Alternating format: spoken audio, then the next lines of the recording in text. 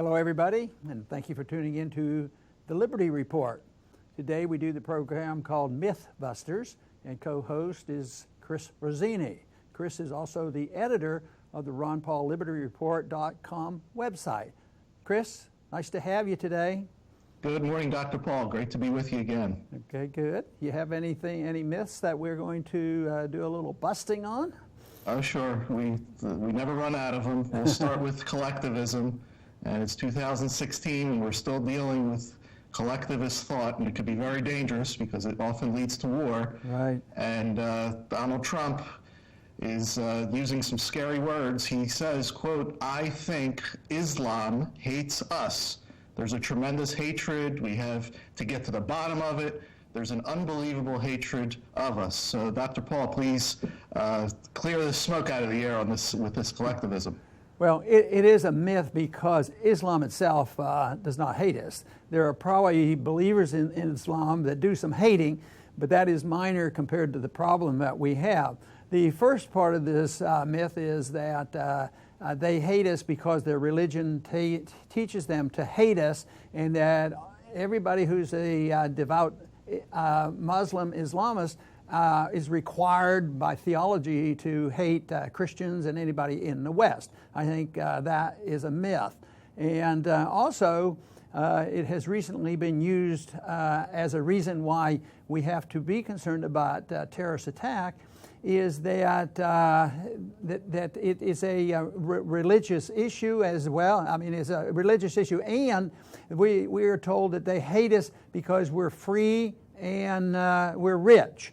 And that's both of those are myths that we should challenge.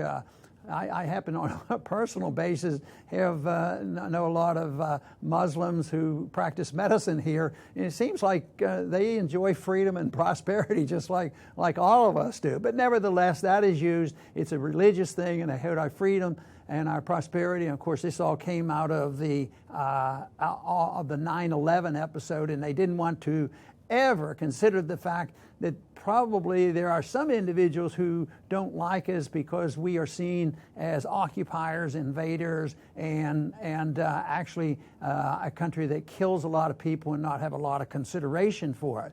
You know, they often say that it's just a form of discourse that is endorsed by Islam, but all you have to do is, every religion has some of this in it. So if you take Judaism and take the Old Testament, there was a lot of killing done in the name of God, and a lot of people say, well, that is a very, very violent religion, and that some people even apply that to Christianity, which those of us who happen to be believers know that is certainly not what we have been taught and not what is part of it.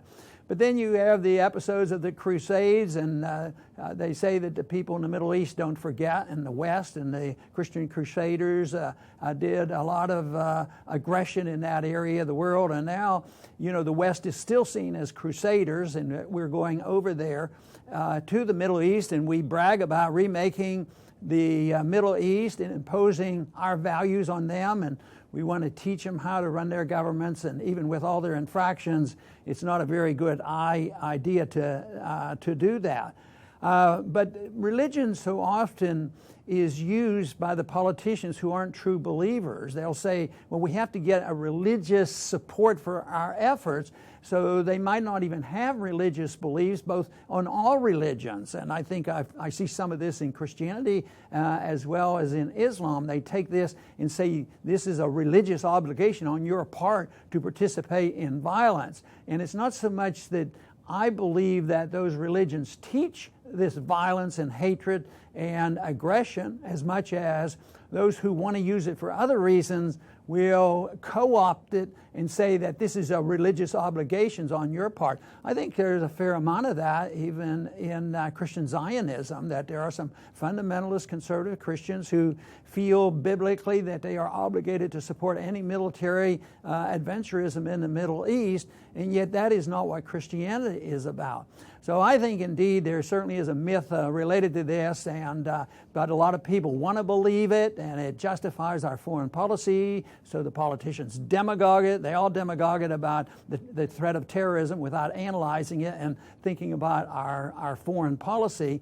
So they expect that this will, I suspect that this will continue until people realize that it's incorrect, and as long as it's based on a myth, it goes on for a long time. And now Trump is really capitalizing on it, but I think he's stirring up a hornet's nest, and hopefully we'll come to our senses and try to incorporate a sound foreign policy with the effort to not get involved in disputes and civil wars and even religious wars around the world, pretending that we know what's best for other people. I think that is probably the main reason why today we are under threat of even more violence, both domestically as well as around the world, because we have troops in 130 countries, and that cannot be good for us. Hopefully we can dispel that myth.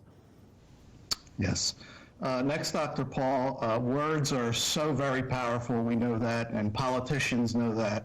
And before they get to implementing their evil deeds, they like to put a wrapper on what they're about to do, and the wrapper is always noble, it always sounds good, because in general people are good, so they have to appeal to that in order to do what they want to do. So they use euphemisms, and one that was recently used was the invasion of Libya was supposedly a humanitarian intervention. Now, anybody who looks at Libya knows that there's nothing humanitarian even to this day. So Dr. Paul, please discuss this topic, please. Yeah, these instincts to get involved in other countries and other disputes and internal affairs, and we have, strategic desires to control oil and who knows what. But we can't announce, our government can't announce that we want to do this, because we'll say, you're not allowed to do that. That's aggression. But if you say you're going in to feed the poor and take care of the children, then it justifies it. But the biggest myth about here, it's never helpful, no matter what. Even if you could show one example out of 1,000 where you fed some kids somewhere along the way, it never justifies it, because it's based on force and violence. The only way you can pretend that you have this humanitarian ability is you have to use force to take it from somebody. But it doesn't work. It's not helpful. So the biggest myth there that is even worth thinking about, but it's been around for a long time. But so often the whole thing backfires. Not only is it not neutral, it makes things much worse.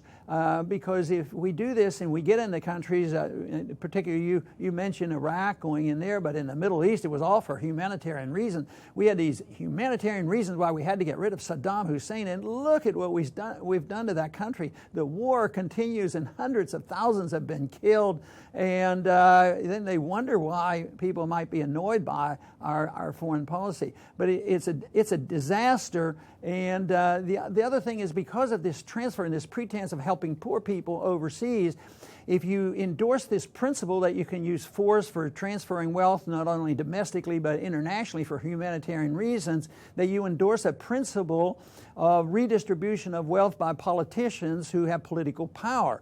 And guess who comes out on the winning end of that? It's usually the very wealthy people who end up winning these battles. And this system today in our country, the rich get richer and the poor get poorer. And it also, if you have a humanitarian instinct, either for domestic benefits or international benefits, guess what you have to endorse? You have to endorse heavy taxation, heavy borrowing, and also the Federal Reserve to print the money, because they never have enough money to do these humanitarian things. And who benefits there? The bankers and the military-industrial complex. So it's this principle that humanitarianism, as long as it's announced by the politicians, you have to endorse it. Some are attracted to this because they think, well, they might even be anti-war and they don't want to use military to go over and clean up the messes that exist around the world. So they say, well, humanitarian is okay, but it's based on the same principle, and it doesn't work. So often when goods and services are sent to poor countries, it just becomes a weapon for the warring factions. It never ends up helping the poor. Just like in this country, we're in a system now today that we're totally bankrupt. It was all designed for humanitarian reason to help the poor people. And now the people are so poor that we have a candidate that they will say, well, didn't work, but what we need is socialism. And that's how we're really going to help the poor people, forgetting about the fact that all of that is based on force and intimidation and transfer of wealth. The biggest myth here is that anything done with this humanitarian instincts and the use of government force is always ends in a failure, and that's why we're in such a mess here today, domestically as well as internationally. Next, Dr. Paul, will stay with the power of words, and here's another trick that politicians pull. They'll create trade agreements that are thousands of pages long and filled with handouts and cronyism, and then they'll call it free trade. They'll call the trade deal free trade. For example, NAFTA and TPP, and they're presented as free trade, and then when everything falls apart, people point at free trade agreements. Now, Dr. Paul, please dispel this myth that these thousands of pages long regulations and trade agreements have nothing to do with free trade. Well, this idea that you can expand government and expand controls and expand the benefits to the special interest group under the name of free trade agreements. These free trade agreements aren't moving toward any freedom, and it distorts trade. And it usually ends up in protectionism. So we've had free trade agreements going on for a long time, and right now world trade is collapsing. Take the incorporation of the European Union. That was an agreement, a free trade agreement, let the people go and come. And it sounded good. If it had been voluntary, that would be fine, but it isn't. It's compelling. So here we have a situation where under this agreement that migrants can come and go, and there's no no sense of nationalism at all, that people just come in, and this is the mess. That's a consequence of a so-called free trade agreement. But I remember very clearly when the WTO, which is a major free trade agreement, but it just gives power to the politicians and another level of government to serve the interests of the very wealthy. But I think it was under Bush that this happened, and he said, well, this is great. And it was the first time I heard in public the word used, it solidified the New World Order. Everybody had heard about this, but you didn't say it, in the public. But he said, this is the third leg of the New World Order, and this is just fantastic. So if you didn't believe in national sovereignty, this was their example of world government. First they had the World Bank and the IMF, and now then the trade agreement, the WTO. And right now, we're in a serious mess. It's not working, and then we have these candidates going up. Well, it isn't work because we need to be tougher bargainers on this, and what we need to do is if they don't do it our way, we're going to put high tariffs on them. But another thing that is a myth, but it's much harder to explain and much more difficult for the manipulators and the trade managers to understand, is that let's say there's a country that gives their automobiles, benefits, and their cars are discounted, so they make their cars cheaper than our own car companies could. So the idea is, well, you can't do that. We have to even up. We have to have a level playing field. So we are obligated to give the same benefits to our car companies as the other ones do. But in reality, you don't have to worry about that. If another country is giving tremendous benefits to any product and they get subsidized and they come in here below market, they're providing a great service. But what if everybody in this country saved $10,000 on their automobiles they bought? Well, if it's a good automobile and they buy it, they have their automobile, but everybody has $10,000 more to spend on something else. But on the short run, it's disruptive, and that's what the people see. But if another country, even by providing good products, even without subsidies, it's a tremendous incentive for our companies to improve. And that certainly has happened with quite a few products in this country. You have to have the incentives to compete. But this whole idea that free trade agreements is nothing more than an entangling alliance that serves the interests of the very powerful. It serves the banking interest, and this has made things much worse. But it's all motivated and moved by worldwide banking. And although we're at the head of that because we have the reserve currency of the world, all the central banks participate, and they think they can always plan this out and make it work out. But it doesn't. Economic planning has failed. And we have economic planning worldwide because it's based on the dollar, and that becomes 100% or 50% of every transaction because everything is measured in dollars, practically speaking. And as long as that happens, you're going to see disruption. You're going to see more clamor for tariffs. You're going to see more clamors for a trade war. And unfortunately, it's going to lead to a lot more hostility and hatred. And you can just listen to the rhetoric. It's never a shortcoming on our banking system, the spending and entitlements and the regulation and taxation. It's always those foreigners that are causing the trouble, whether it's foreign policy or whatever. We fail to look to ourselves as a country. Individuals, decent individuals, usually recognize that if they have a fault and they're not doing their job right, they have to look to themselves to improve what they're doing, and things get better. And the country has to do that too. That doesn't mean that you have to tolerate anything, but you can compete. But this idea that if you just have another trade agreement, everything is going to be fair. We have to have a fair playing field. But it turns out all these agreements will serve the benefit of the very wealthy and the well-connected. Yes, and finally, Dr. Paul, let's cover some divide and conquer, which is probably a concept that goes back to the first bully that declared himself a ruler.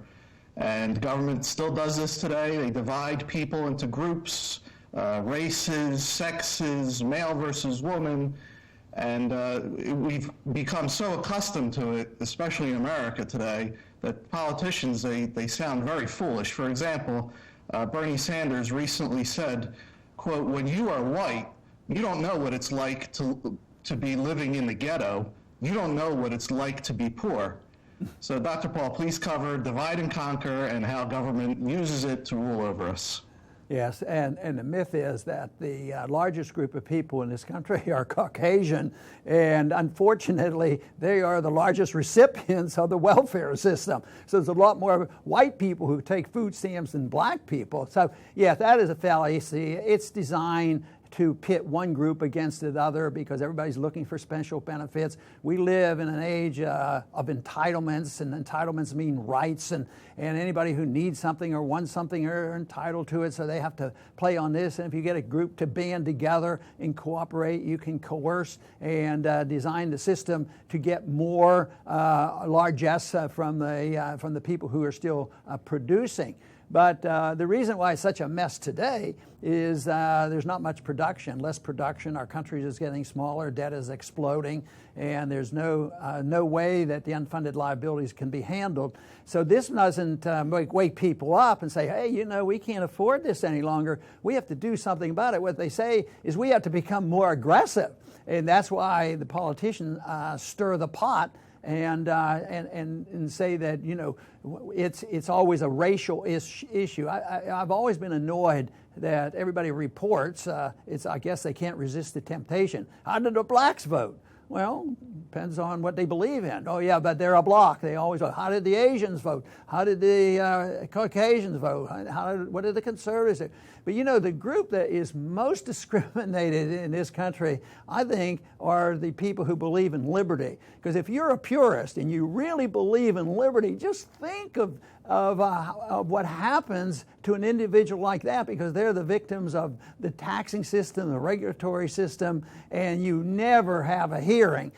So that is what I think is the true minority that is mishandled. But that doesn't mean that it justifies as a collective group, but it means to us who believe in it that we have an educational job to do to show that liberty is a much better way to go rather than saying a collective group of people vying to get more of the benefits and get them redistributed and control of government. But this is mainly this whole idea is mainly motivated by those individuals who are frightened right now and they don't understand it, but they put people into groups. And some people do it because of serious, honest concern, and I understand that. Others do it just to get together and get political power, and they like this. And I think this is going to get a lot worse because the separation and the choices right now, because the country is getting much poorer,